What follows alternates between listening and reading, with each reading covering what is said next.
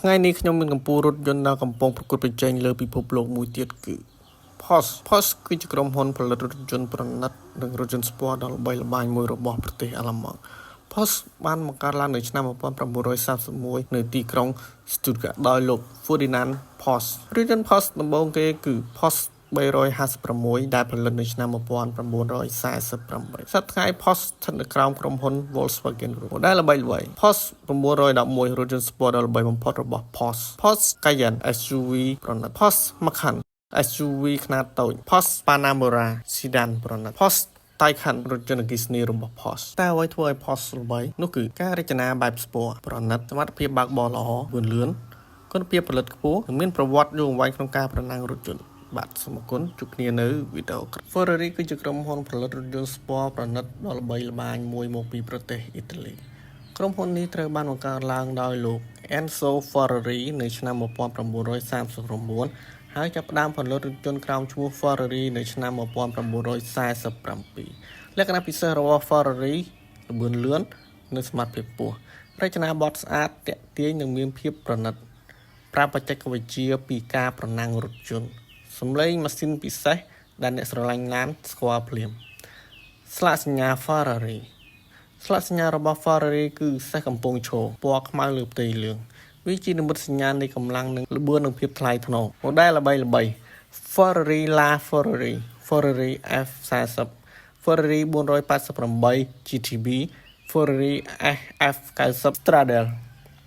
Ferrari Purosangue និងរថយន្ត EV ចុងក្រោយនេះគឺ Ferrari មានប្រវត្តិយូរអង្វែងក្នុងការប្រណាំង Formula 1 ហើយជាក្រុមដែលល្បីបំផុតមួយក្នុងពិភព Motorsport ពណ៌ល្បីរបស់ Ferrari គឺពណ៌ក្រហម Ferrari ផលិតរថយន្តមានចំនួនកំណត់ដើម្បីរក្សាភាពពិសេសរថយន្ត Ferrari មួយចំនួនមានតម្លៃរហូតដល់រាប់លានដុល្លារទៀតផងនេះគឺ Tesla គឺជាក្រុមហ៊ុនផលិតរថយន្តអគ្គិសនី EV និងបច្ចេកវិទ្យាថាមពលស្អាតដ៏ល្បីល្បាញមួយនៅលើពិភពលោក Tesla បង្កើតឡើងនៅឆ្នាំ2003 Tesla ជាអ្នកផលិតរថយន្តអគ្គិសនីមកផ្ទុកថាមពលនិងប្រព័ន្ធថាមពលពន្លឺព្រះអាទិត្យ CEO ដ៏ល្បីគឺ Elon Musk model រថយន្តល្បីៗមានដូចជា Tesla Model S Tesla Model 3 Tesla Model X Tesla Model Y Tesla Cybertruck តែអ្វីដែលធ្វើឲ្យ Tesla ល្បីប្រើថាមពលអគ្គិសនី 100% បច្ចេកវិទ្យាជំនួយការបើកបរ Autopilot លឿនបង្កើនសន្ទុះលឿនការផលិតកម្មវិធីតាមអ៊ីនធឺណិតបាទនេះគឺជាក្រុមហ៊ុនដែលគេទទួលស្គាល់ថាមានគុណភាពខ្ពស់ភាពធន់និងភាពជឿជាក់ដែលធ្វើឲ្យវាក្លាយជាម៉ាករថយន្តពេញនិយមបំផុតមួយនៅលើពិភពលោកនេះគឺក្រុមហ៊ុនផលិតរថយន្ត Toyota ក្រុមហ៊ុន Toyota មានដើមកំណើតពីក្រុមហ៊ុនផលិតម៉ាស៊ីនតម្បាញរបស់Sakichi Toyoda នៅប្រទេសជប៉ុននៅឆ្នាំ1933កូនប្រុសរបស់គាត់ Shichiro Toyoda បានបង្កើតផ្នែកផលិតរថយន្តឆ្នាំ1936 Toyota បានផលិតរថយន្តដំបូងឈ្មោះ Toyota Model AA ឆ្នាំ1937ក្រុមហ៊ុន Toyota Motor Co Ltd ត្រូវបានបង្កើតជាផ្លូវការទសវត្សរ៍ឆ្នាំ1950 Toyota ចាប់ផ្ដើមនាំចេញរថយន្តទៅទីផ្សារអន្តរជាតិឆ្នាំ1951បានបង្កើត Toyota Land Cruiser ដែលក្លាយជារថយន្តល្បីលើពិភពលោកនៅឆ្នាំ1966បានចេញ Toyota Corolla ដែលជារថយន្តលក់ដាច់បំផុតមួយក្នុងប្រវត្តិសាស្ត្រឆ្នាំ1997តាមបង្ហាញ Toyota Prius ដែលជារថយន្ត Hybrid ផលិតទ្រង់ទ្រាយធំដំបូងគេ Toyota គឺជាក្រុមហ៊ុនផលិតរថយន្តធំបំផុតមួយនៅលើពិភពលោកដែលបានផលិតរថយន្តជាច្រើនប្រភេទដូចជា Corolla Camry Land Cruiser Hilux RAV4និង Prius ហើយកំពុងអភិវឌ្ឍរថយន្តអគ្គិសនី EV និងបច្ចេកវិទ្យាថាមពល Hydrogen បាទសូមអរគុណជួបគ្នានៅវីដេអូក្រោយនេះជារថយន្តលំដាប់មហាសទ្ធិដែលមានតម្លៃរហូតដល់រាប់លានដុល្លារនោះគឺ Bugatti គឺជាក្រុមហ៊ុនផលិតរថយន្ត Hypercar ដ៏ល្បីល្បាញដែលត្រូវបានបង្កើតឡើងដោយលោក Ettore Bugatti នៅឆ្នាំ1909ក្នុងទីក្រុង Marseille ប្រទេសបារាំងឆ្នាំ1909 Ettore Bugatti បង្កើតក្រុមហ៊ុន Bugatti ឆ្នាំ1920ដល់ឆ្នាំ1930 Bugatti ល្បីខ្លាំងដោយសាររថយន្តប្រណាំងនិងរថយន្តប្រណិតឆ្នាំ1950ក្រុមហ៊ុនធ្លាក់ចុះនិងបញ្ឈប់ការផលិតឆ្នាំ1998 Volkswagen Group ទិញសិទ្ធិម៉ាក Bugatti និងអភិវឌ្ឍវាឡើងវិញឆ្នាំ2005បង្ហាញ model Bugatti Veyron ដែលជារថយន្តលឿនបំផុតមួយក្នុងពិភពលោកក្នុងសម័យនោះ Bugatti មាន model ល្បីៗដូចជា Bugatti Veyron Bugatti Chiron Bugatti Divo Bugatti Tourbillon ចំណុចពិសេសនៃ Bugatti គឺបួនខ្ពស់បំផុតលើសពី400គីឡូម៉ែត្រក្នុង1ម៉ោងផលិតក្នុងចំនួនកំណត់តម្លៃរាប់លានដុល្លារបច្ចេកវិទ្យានិងការរចនាកម្រិតកម្ពុជាពីស្លោកល្បីរបស់ Bugatti គឺ if comparable it is no longer Bugatti មានន័យថាបើអាចប្រៀបធៀបបាននោះវាមិនមែនជា Bugatti ទៀតនេះជារថយន្តប្រណិតលំដាប់ខ្ពស់មួយទៀតដែលស្ថិតនៅក្រុមរថយន្តប្រណិតកម្ពុជារបស់ពិភពលោកគឺ Bentley គឺជាក្រុមហ៊ុនផលិតរថយន្តប្រណិតរបស់ចក្រភពអង់គ្លេសដែលត្រូវបានបង្កើតឡើងនៅឆ្នាំ1919ដោយលោក W.O. Bentley នៅទីក្រុង London ឆ្នាំ1919បង្កើតក្រុមហ៊ុន Bentley Motor ឆ្នាំ1921បង្ហាញរថយន្តផលិតកម្មដំបូងគឺ Bentley 3 liter ឆ្នាំ1920 Bentley ល្បីល្បាញខ្លាំងក្នុងការប្រណាំងនិងឈ្នះការប្រណាំង24 Hour of Le Mans ចំនួន5ដងឆ្នាំ1941ក្រុមហ៊ុនត្រូវបានទិញដោយ Rolls-Royceឆ្នាំ1998 Bentley ក្លាយទៅជាកម្មសិទ្ធិរបស់ Volkswagen ម៉ូដែលល្បីៗរបស់ Bentley គឺ Bentley Continental GT Bentley Flying Spur Bentley Bentayga Bentley Malina ចំណុចពិសេសរបស់រថយន្ត Bentley គឺរថយន្តប្រណិតផលិតដោយដៃផ្ទៃខាងក្នុងប្រើស្បែកនិងឈើគុណភាពខ្ពស់កម្លាំងម៉ាស៊ីនខ្លាំងនិងផាសុកភាពខ្ពស់ជាម៉ាករថយន្តប្រណិតល្បីបំផុតមួយរបស់ពិភពលោក Bentley ត្រូវបានគេទទួលស្គាល់ថាជាការរួមបញ្ចូលគ្នារវាងភាពប្រណិតនិងសមត្ថភាពបើកបរក្នុងរថយន្តតែមួយបាទ Audi គឺជាក្រុមហ៊ុនផលិតរថយន្តប្រណិតរបស់អាឡឺម៉ង់ដែលមានប្រវត្តិយូរអង្វែងជាង100ឆ្នាំនៅឆ្នាំ1909វិស្វករជនជាតិអាល្លឺម៉ង់ August Horch បានបង្កើតក្រុមហ៊ុន Audi កំណើតនៃ logo រង្វង់4នៅឆ្នាំ1932ក្រុមហ៊ុនរថយន្ត4បានរួមបញ្ចូលគ្នាបង្កើតជា Auto Union មានដូចជា Audi Horch DKW Wanderer រង្វង់4នៅលើ logo Audi តំណាងឲ្យក្រុមហ៊ុនទាំង4នេះនៅឆ្នាំ1965ក្រុមហ៊ុន Volkswagen Group បានទិញ Audi ហើយបានអភិវឌ្ឍឲ្យក្លាយជាម៉ាករថយន្តប្រណិតលំដាប់ពិភពលោកឆ្នាំ1980 Audi បានបង្ហាញរថយន្ត Audi Quattro ដែលប្រើប្រព័ន្ធបើកបរកង់ទាំង4បច្ចេកវិទ្យានេះបានធ្វើឲ្យ Audi ល្បីល្បាញក្នុងពិភពកីឡាប្រណាំងរថយន្ត Audi ផលិតរថយន្តប្រណិតនិងរថយន្តអគ្គិសនីជាច្រើន model ដូចជា Audi A4 Audi A6 Audi Q5 Audi Q7 Audi e-tron GT នឹងទៅចេញ model ថ្មីមួយទៀតនោះគឺ Nuvolari ដែលមានរូបរាងប្លែកគួរឲ្យចាប់អារម្មណ៍ Audi ត្រូវបានគេចាត់ទុកថាជាគូប្រជែងសំខាន់របស់ BMW និង Mercedes-Benz បាទសូមអរគុណថ្ងៃនេះជួបជាមួយក្រុមហ៊ុន Supercar មួយទៀតគឺ McLaren គឺជាក្រុមហ៊ុនរថយន្តស្ពាន់និងក្រុមហ៊ុនប្រណាំងរថយន្តដ៏ល្បីល្បាញរបស់ចក្រភពអង់គ្លេសក្រុមហ៊ុននេះត្រូវបានបង្កើតឡើងនៅឆ្នាំ1963ដោយលោក Prost McLaren ជាអ្នកប្រណាំងរថយន្តឆ្នាំ1963 Prost McLaren បង្កើតក្រុមប្រណាំង McLaren Racing ឆ្នាំ1966ក្រុមបានចូលរួមប្រកួតក្នុង Formula 1 ជាលើកដំបូង McLaren ក្លាយជាក្រុមហ៊ុនជោគជ័យបំផុតមួយក្នុងប្រវត្តិសាស្ត្រ Formula 1 ឆ្នាំ1992 McLaren បង្ហាញ McLaren F1 ដែលត្រូវបានចាត់ទុកថាជារថយន្ត Supercar ដ៏អស្ចារ្យបំផុតមួយឆ្នាំ2013បង្ហាញ McLaren P1 ដែលជារថយន្ត Hybrid Hypercar ដ៏ល្បីបន្ទាប់មកមាន model ដូចជា McLaren 720S និង McLaren Senna McLaren មានភាពល្បីល្បាញដោយសារបច្ចេកវិទ្យាប្រណាំង Formula 1 ទូរថយន្ត Carbon Fiber ទម្ងន់ស្រាលការផលិតរថយន្ត Supercar និង Hypercar កម្រិតខ្ពស់សប្តាហ៍ McLaren Automotive ជាក្រុមហ៊ុនផលិតរថយន្ត Supercar និង Hypercar ដ៏ល្បីមួយក្នុងពិភពលោកប្រកួតប្រជែងជាមួយ Ferrari Lamborghini និង Porsche បាទថ្ងៃនេះខ្ញុំនឹងនាំអ្នកទាំងអស់គ្នាជួបជាមួយនឹងក្រុមហ៊ុនលំដាប់រថយន្ត Sport ដ៏ល្បីលើពិភពលោកមួយទៀតគឺ Aston Martin គឺជាក្រុមហ៊ុនផលិតរថយន្តស្ពាន់និងរថយន្តប្រណិតរបស់ចក្រភពអង់គ្លេសដែលត្រូវបានបង្កើតឡើងនៅឆ្នាំ1913ដោយលោក Leonard Martin និងលោក Robert Bamford ឈ្មោះ Aston Martin កើតចេញពី Aston Hill ជាទីលានប្រណាំងឡើងភ្នំមួយក្នុងប្រទេសអង់គ្លេស Aston Martin ដែលជានាមត្រកូលរបស់ Leonard Martin ឆ្នេះហើយ Aston Martin មានន័យថារថយន្តរបស់ Martin ដែលទទួលជោគជ័យនៅ Aston Hill បន្ទាប់ពីសង្គ្រាមលោកលើកទី1និងទី2ក្រុមហ៊ុនបានជួបបញ្ហាហិរញ្ញវត្ថុជាច្រើនដងដែលធ្វើឲ្យឆ្នាំ1947 David Brown បានទិញក្រុមហ៊ុន Aston Martinអក្សរ DB នៅក្នុង model DB2 DB5 DB11 ជាដើមគឺមកពីឈ្មោះ David Brown ឆ្នាំ1964រថយន្ត Aston Martin DB5 បានល្បីទូទាំងពិភពលោកបន្ទាប់ពីបង្ហាញខ្លួនក្នុងរឿង Goldfinger របស់ James Bond model ល្បីៗរបស់ Aston Martin មានដូចជា Aston Martin DB5 Aston Martin DB9 Aston Martin DB11 Aston Martin Vantage Aston Martin DBS និង Aston Martin Valkyrie និមិត្តសញ្ញារបស់ Aston Martin គឺជារូបស្លាបបក្សីដែលតំណាងឲ្យល្បឿនសេរីភាពឆាប់ឆាយ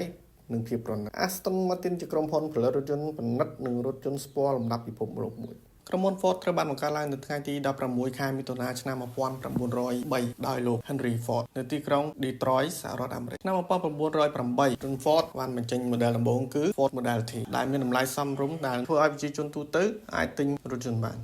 ឆ្នាំ1913 Henry Ford បានណែនាំប្រព័ន្ធផលិតកម្ម Assembly Line ដែលអាចផលិតរថយន្តបានលឿននិងមានប្រសិទ្ធភាពខ្ពស់វាបានផ្លាស់ប្ដូរឧស្សាហកម្មរថយន្តពិភពលោកទាំងមូលឆ្នាំ1927 Ford បានបញ្ឈប់ការផលិត Model T បន្ទាប់ពីផលិតបានជាង15លានគ្រឿងហើយផលិត Model ថ្មីឆ្នាំ1964 Ford បង្ហាញរថយន្តកីឡា Ford Mustang ដែលក្លាយជារថយន្តដ៏ល្បីបំផុតមួយក្នុងប្រវត្តិ Ford Motor Company គឺជាក្រុមហ៊ុនផលិតរថយន្តដ៏ធំបំផុតមួយលើពិភពលោកដែលផលិតរថយន្តប្រភេទ SUV Pick-up, Sedan និងរថយន្តអគ្គិសនី Model ល្បីៗរបស់ Ford រួមមាន Ford F150, Ford Mustang, Ford Explorer, Ford Ranger, Ford Mustang Mach-E Ford គឺជាក្រុមហ៊ុនដំបូងៗដែលធ្វើឲ្យរថយន្តក្លាយជាមធ្យោបាយធ្វើដំណើរសម្រាប់មនុស្សទូទៅមិនមែនសម្រាប់តែអ្នកមានប៉ុណ្ណោះទេ Hyundai គឺជាក្រុមហ៊ុនផលិតរថយន្តធំបំផុតរបស់កូរ៉េក្រុមហ៊ុន Hyundai ត្រូវបានបង្កើតឡើងដោយលោក Chung Ju-yong ក្នុងឆ្នាំ1947ដំបូងជាក្រុមហ៊ុនសំណង់ឆ្នាំ1967ក្រុមហ៊ុន Hyundai Motor Company ត្រូវបានបង្កើតឡើងដំបូង Hyundai ផលិតរថយន្តក្រោមអាជ្ញាប័ណ្ណពី Ford Motor Company ឆ្នាំ1975 Hyundai បានបញ្ចេញ Hyundai Pony ដែលជារថយន្តផលិតដោយកូរ៉េដំបូងគេ Hyundai Pony បាននាំចេញទៅកាន់ប្រទេសជាច្រើននិងជួយឲ្យ Hyundai ល្បីល្បាញលើពិភពលោកទសវត្សរ៍ឆ្នាំ1980ដល់ឆ្នាំ1990 Hyundai បានពង្រីកទីផ្សារទៅកាន់ប្រទេសអឺរ៉ុបអាមេរិកនិងតំបន់ផ្សេងៗសប្តាហ៍ថ្ងៃ Hyundai គឺជាក្រុមហ៊ុនផលិតរថយន្តធំបំផុតមួយនៅលើពិភពលោក Model ល្បីៗរបស់ Hyundai Elantra Hyundai Sonata Hyundai Tucson Hyundai Santa Fe Hyundai Ioniq 5 Hyundai មានរោងចក្រផលិតរថយន្តដ៏ធំមួយនៅ Ulsan ដែលត្រូវបានគេចាត់ទុកថាជារោងចក្រផលិតរថយន្តធំបំផុតមួយក្នុងពិភពលោកផងដែរ Land Rover ត្រូវបានបង្កើតឡើងនៅឆ្នាំ1948ដោយក្រុមហ៊ុន Rover Company នៅប្រទេសអង់គ្លេសគំនិតបង្កើតរថយន្តនេះកើតឡើងដោយវិស្វករ Maurice Wilks ដែលចង់ផលិតរថយន្តអាចបើកបរបានគ្រប់ស្ថានភាពផ្លូវសម្រាប់កសិកម្មនិងការងារធ្ងន់ៗ Model ដំបូងគឺ Land Rover Series I ដែលបង្ហាញខ្លួននៅឆ្នាំ1948និងទទួលបានការពេញនិយមយ៉ាងឆាប់រហ័សឆ្នាំ1970ក្រុមហ៊ុនបានបង្កើត Range Rover ដែលជារថយន្ត SUV ប្រណិតដំបូងក្នុងពិភពលោកឆ្នាំ2000 ម៉ាក Land Rover ត្រូវបានទិញដោយ Ford Motor Company ឆ្នាំ2008 Land Rover ត្រូវបានទិញដោយ Tata Motors នៃប្រទេសឥណ្ឌាសប្តាហ៍ថ្ងៃ Land Rover ស្ថិតនៅក្រោមក្រុមហ៊ុន Chaka Land Rover ដែលជាកម្មសិទ្ធិរបស់ Tata Motors Model ល្បីៗមាន Land Rover Defender Range Rover Range Rover Sport Range Rover Evoque Range Rover Discovery Land Rover ល្បីខាងសមត្ថភាពបើកបរផ្លូវលំបាកប្រើប្រាស់ដោយកងទ័ពអង្គការជំនួយនិងអ្នកផ្សងព្រេងជាច្រើនជុំវិញពិភពលោក Land Rover រួមបញ្ចូលភាពប្រណិតសមត្ថភាពបើកបរគ្រប់ស្ថានភាពផ្លូវ Range Rover ត្រូវបានគេចាត់ទុកថាជាម៉ាក SUV ដ៏ល្បីនិងមានឥទ្ធិពលបំផុតមួយក្នុងប្រវត្តិសាស្ត្ររថយន្តលើពិភពលោកបាទសូមអរគុណជួបគ្នានៅវីដេអូក្រោយ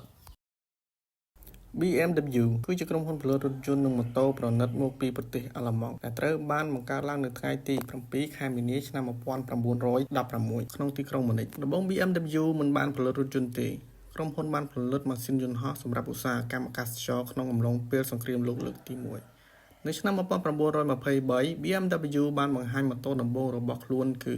BMW R32 ដែលទទួលបានជោគជ័យយ៉ាងខ្លាំងនៅឆ្នាំ1928 BMW បានចូលទីផ្សាររថយន្តដោយផលិត BMW 315ដែលជារថយន្តដំបូងគេរបស់ក្រុមហ៊ុន BMW រថយន្តល្បីៗក្នុងប្រវត្តិសាស្ត្រមានដូចជា BMW 328ឆ្នាំ1936រថយន្តស្ពណ៌ដ៏ល្បីល្បាញBMW 507ឆ្នាំ1956រថយន្តប្រណិតស្អាតបំផុតមួយ BMW M1 ឆ្នាំ1978 Supercar ដំបូងរបស់ BMW M3 រថយន្តស្ពណ៌ដ៏ល្បីរហូតដល់សព្វថ្ងៃ BMW មានរថយន្តល្បីៗជាច្រើនដែលបែងចែកជា Sedan SUV Sport Car និងរថយន្តអគ្គិសនី Sedan មានដូចជា BMW 3 Series model ដែលពេញនិយមបំផុតរបស់ BMW 5 Series ប្រណិតនិងផាសុកភាពខ្ពស់ BMW 7 Series រថយន្តប្រណិតកំពូល SUV មានដូចជា BMW X1 BMW X3 BMW X5 BMW X7 Sport Car មានដូចជា BMW M2 BMW M3 BMW M4 BMW M5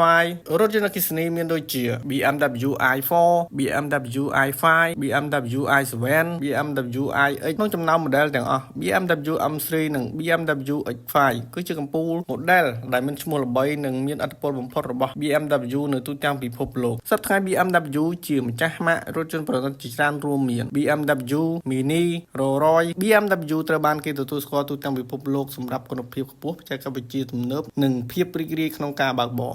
Nissan គឺជាក្រុមហ៊ុនផលិតរថយន្តដ៏ធំមួយរបស់ប្រទេសជប៉ុននៅឆ្នាំ1911លោក Masujiro Hashimoto បានបង្កើតក្រុមហ៊ុន Kaishinsha Motor Car Works នៅទីក្រុងតូក្យូឆ្នាំ1914ក្រុមហ៊ុនបានផលិតរថយន្តដំបូងឈ្មោះ DAT ដែលដាក់ឈ្មោះតាមអក្សរដើមរបស់វិនិយោគិន3រូបឆ្នាំ1931បានបង្កើតម៉ាក Datsun ដែលមានន័យថាកូនរបស់ Dat ឆ្នាំ1933ក្រុមហ៊ុន Chidosha Saiso Co Ltd ត្រូវបានបង្កើតឡើងឆ្នាំ1934ក្រុមហ៊ុនបានប្តូរឈ្មោះជា Nissan Motor Co Ltd ទសវត្សរ៍ឆ្នាំ1950ដល់ឆ្នាំ1960 Nissan ចាប់ផ្ដើមនាំចេញរថយន្តទៅកាន់ទីផ្សារពិភពលោកឆ្នាំ1969បង្ហាញ Nissan Skyline GTR ដែលក្លាយជារថយន្តស្ពតដ៏ល្បីល្បាញឆ្នាំ1969បង្ហាញ Datsun 240ដែលទទួលបានជោគជ័យខ្លាំងនៅអាមេរិកឆ្នាំ2010បញ្ចេញ Nissan Leaf ដែលជារថយន្តអគ្គិសនីលក់ដាច់បំផុតមួយនៅពិភពលោកសប្តាហ៍ថ្ងៃ Nissan មានស្នាក់ការកណ្ដាលនៅទីក្រុង Yokohama និងផលិតរថយន្តជាច្រើនប្រភេទរួមមាន SUV Sedan Pick-up និង EV model ល្បីៗរបស់ Nissan មានដូចជា Nissan GTR Nissan Patrol Nissan Navara Nissan Leaf Nissan Ariya បាទសូមអរគុណជួបគ្នានៅវីដេអូក្រោយ